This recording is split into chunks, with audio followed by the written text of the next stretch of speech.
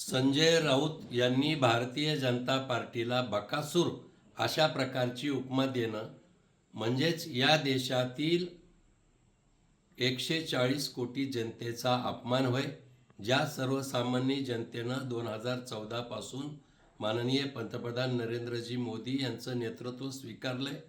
सबका साथ सबका विकास ही भूमिका तळागाळापर्यंत पोहोचलेली आहे आणि विकास, सुशासन, पारदर्शकता, भ्रष्टाचार मुक्त सरकार हे केवळ भारतीय जनता पार्टी देऊ शकते हा विश्वास या देशातील सामान्य जनतेला पटलेला आहे. आणि म्हणून कुणाचं भक्षण करून भारतीय जनता पार्टी सत्तेवर आलेली नाही.